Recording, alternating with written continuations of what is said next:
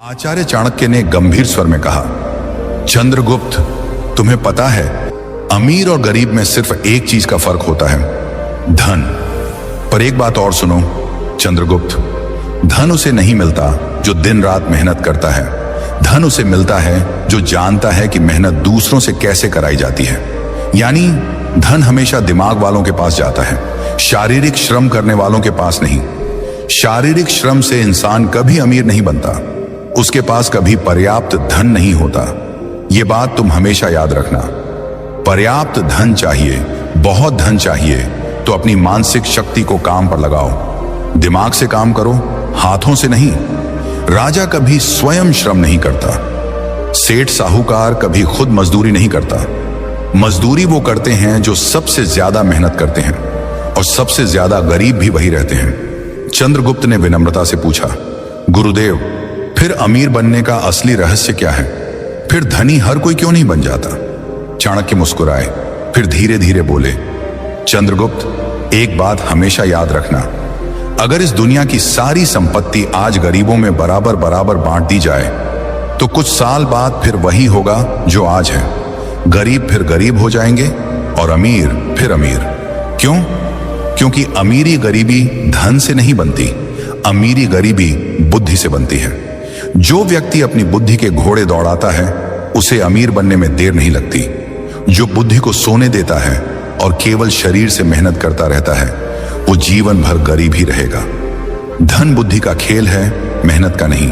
फिर चाणक्य ने कहा, आज मैं तुम्हें 7 ऐसे तरीके बताने जा रहा हूं जिन्हें जान लेने के बाद तुम्हें धनवान बनने से कोई नहीं रोक सकता।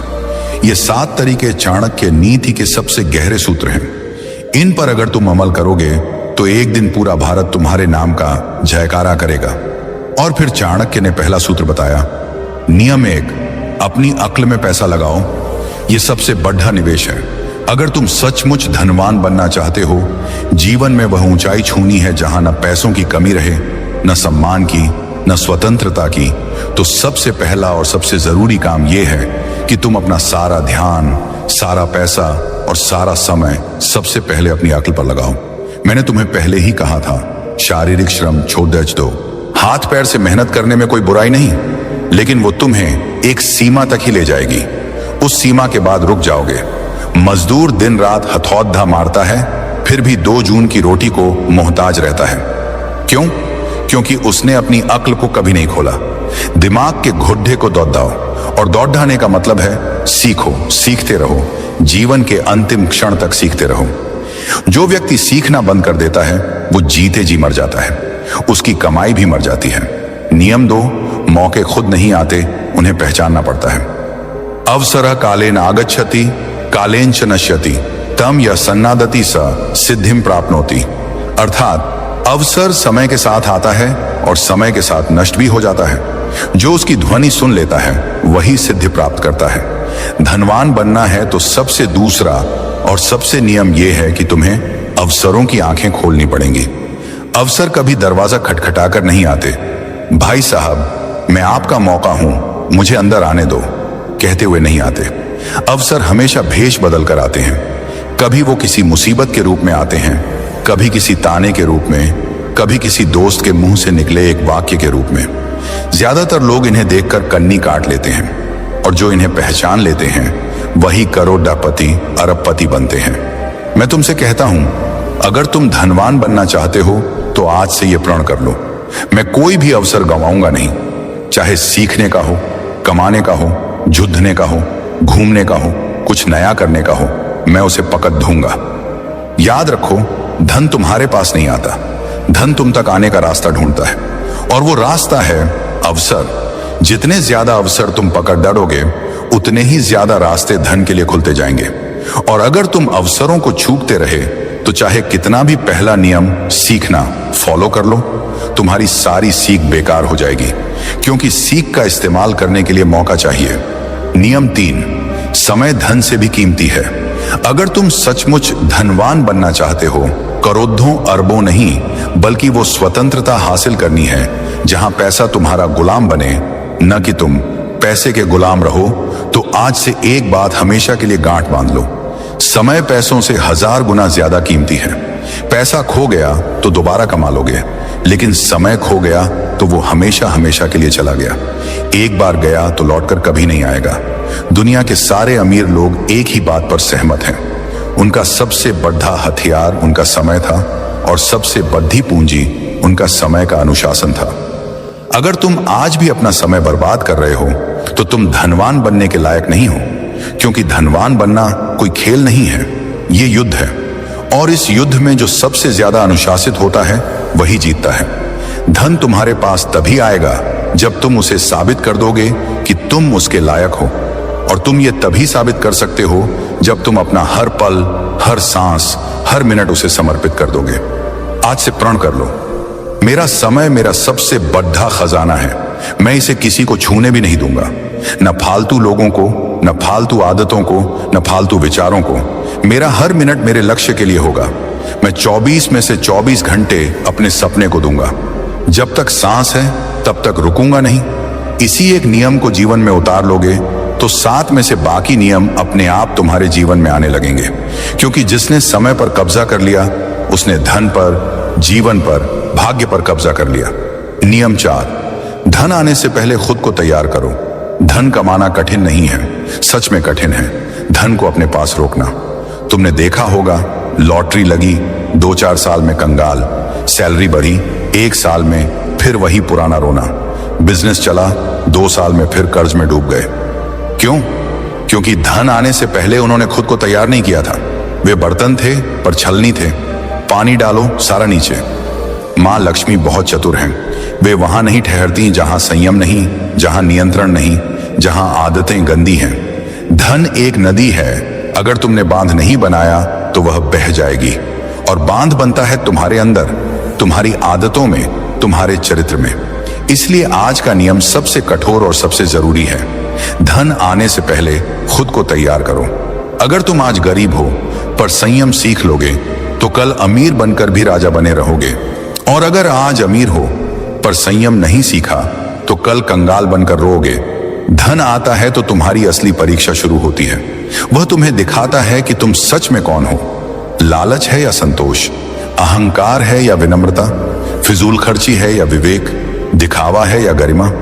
ज्यादातर लोग इस परीक्षा में फेल हो जाते हैं। पहली बड़ी सैलरी आई नहीं कि नई गाड़ी, नया फोन, पार्टी, शराब, मौज मस्ती। 2 साल बाद फिर वही पुरानी साइकिल।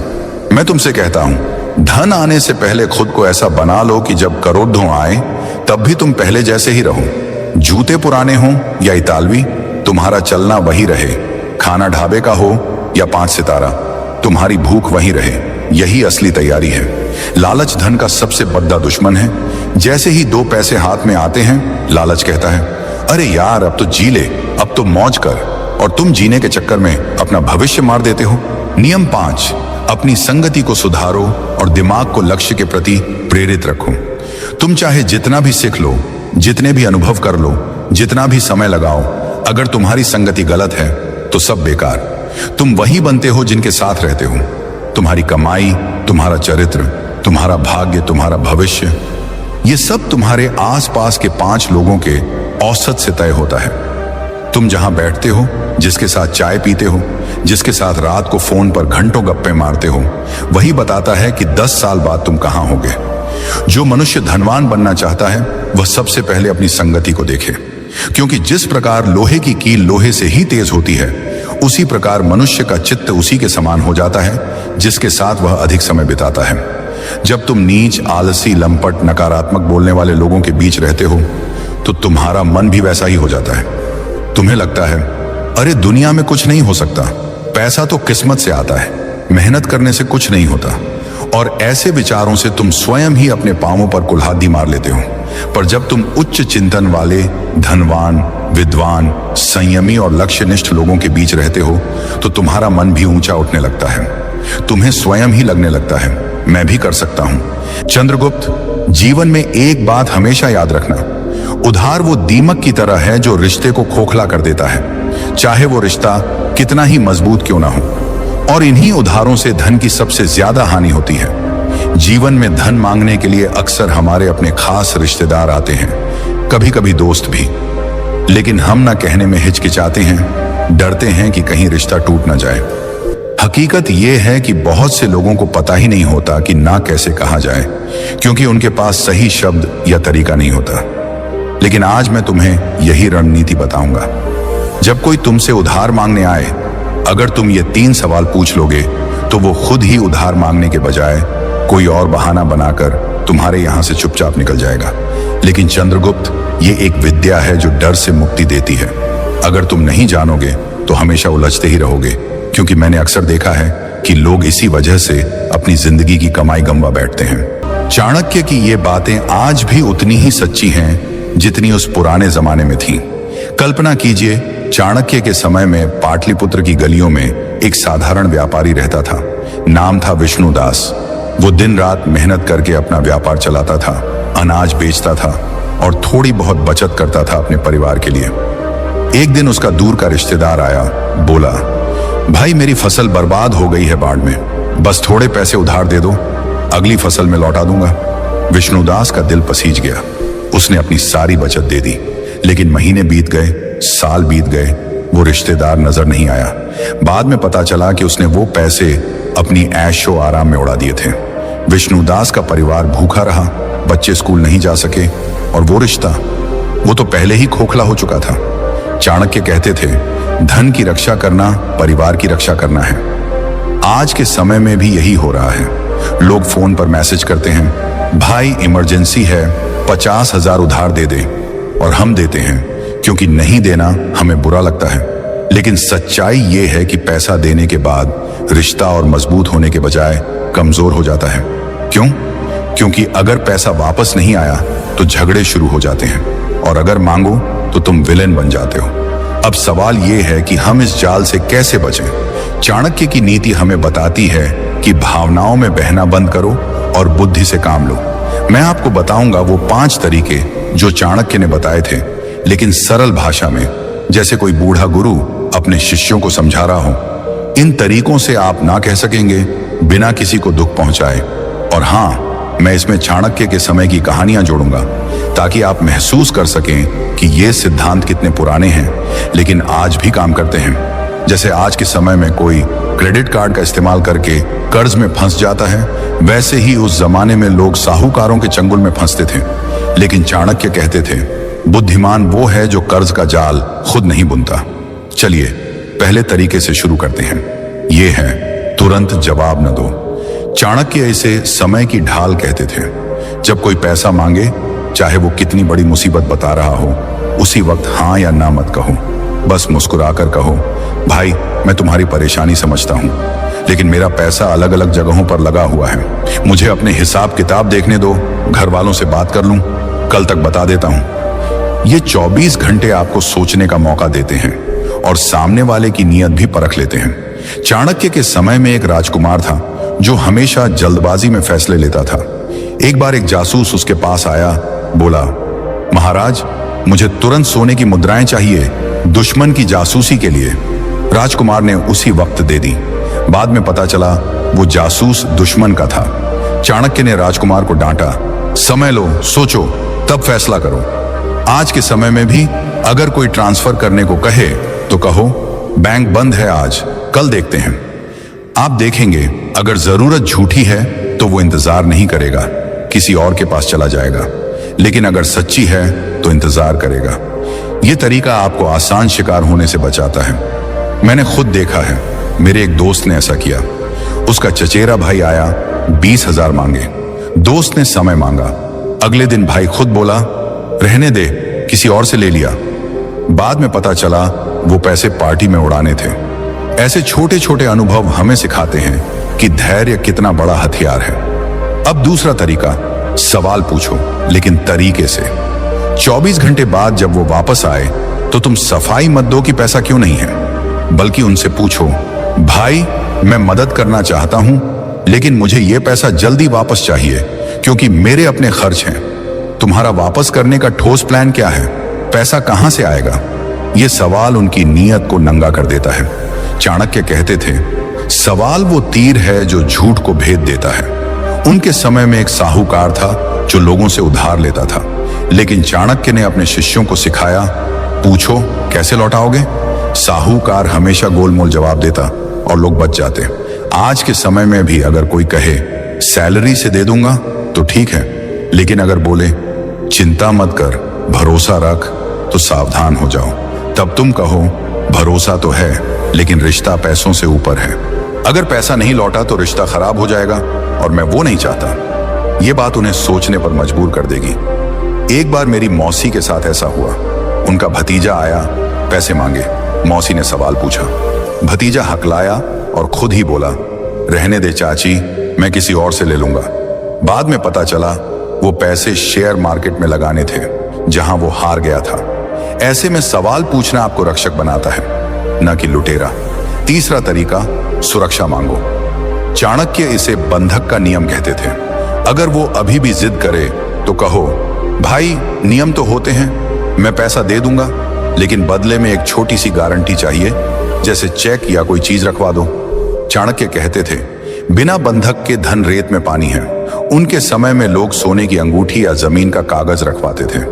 एक कहानी है, चाणक्य के एक शिष्य ने एक व्यापारी से उधार मांगा। शिष्य ने कहा, मुझे भरोसा है, लेकिन चाणक्य ने हस्तक्षेप किया, भरोसा अच्छा लेकिन प्रमाण बेहतर। व्यापारी ने चेक मांगा और वो व्यक्ति भाग गया। आज के समय में पोस्ट डेटेड चेक मांगो। अगर वो नाराज हो जाए, बोले तुम्हें शक है, तो कहो नहीं भाई, ये तो बस सुरक्षा है। जो साफ नियत का होगा वो दे देगा, लेकिन जो नहीं वो खुद चला जाएगा। मैंने एक पड़ोसी को देखा जो हमेशा उधार देता था। एक बार उसने गारंटी मांगी और मांगने वाला नाराज हो गया, लेकिन बाद में पड़ोसी का पैसा बच गया, क्योंकि वो व्यक्ति दूसरों को ठग रहा था। यह तरीका आपको मजबूत बनाता है और रिश्ते को बचाता है। चौथा तरीका, कमी का भ्रम पैदा करो। अगर वो कहे ठीक है, घर वालों से बात कर लो, तो कहो यार पैसा तो था, लेकिन अभी अभी फिक्स डिपॉजिट में डाल दिया। अगर निकालूंगा तो नुकसान होगा, अगर तुम वो नुकसान भरोगे तो निकाल लूं। चाणक्य इसे अभाव का माया कहते थे। उनके समय में एक राजा ने अपने मंत्री से कहा, मेरे पास खजाना है लेकिन अभी बंद है, अगर तुम खोलने का खर्च दोगे तो दे दूंगा। मंत्री खुद पीछे हट गया। आज भी यही काम करता है। कोई उधार मांगने वाला आपके नुकसान को क्यों भरे, वो खुद कहेगा रहने दे। एक बार मेरे चाचा ने ऐसा किया। उनका दोस्त आया, पैसे मांगे। चाचा ने कहा बैंक से निकालूंगा लेकिन पेनल्टी लगेगी। दोस्त बोला नहीं, मैं किसी और से ले लूंगा, और पैसा बच गया। ये तरीका चतुराई से काम करता है, बिना झगड़े के। पांचवा तरीका, छोटा दान दो अगर मुसीबत सच्ची हो। चाणक्य कहते थे, दान से शत्रु भी मित्र बन जाता है। अगर कोई सच में बीमार है या बच्चे की फीस है तो पूरी रकम उधार मत दो। कहो भाई पूरी रकम नहीं दे सकता, लेकिन इतना दे सकता हूं, और वापस मत करना। इससे तुम्हारा ज्यादा पैसा बच जाता है, इज्जत बढ़ती है, और वो दोबारा बड़ी मांग नहीं करेगा। चाणक्य के समय में एक गरीब किसान राजा के पास आया। राजा ने पूरी मदद नहीं दी, लेकिन छोटी मदद की। किसान हमेशा आभारी रहा। आज के समय में भी अगर कोई 50,000 मांगे तो 5,000 दे दो दान में। वो खुश होगा और तुम सुरक्षित। मेरी एक बहन ने ऐसा किया। उसकी सहेली आई, पैसे मांगे। बहन ने छोटी रकम दी और रिश्ता मजबूत हो गया। अब अगर रकम बड़ी हो, जैसे लाखों, तो कागजी काम जरूरी। चाणक्य कहते थे, लेखन बिना व्यवहार विवाद का बीज है। एग्रीमेंट बनाओ, चेक लो। जो साफ होगा वो मान जाएगा, जो नहीं वो भागेगा। अंत में चाणक्य की सीख, रिश्ते की कीमत समझो। अगर पैसा न देने से रिश्ता टूटे तो वो रिश्ता था ही नहीं। स्वयं की रक्षा करो। आज से नियमों को अपनाओ। समय लो, सवाल पूछो, गारंटी मांगो, कमी दिखाओ, दान दो। ना कहना आत्मसम्मान है।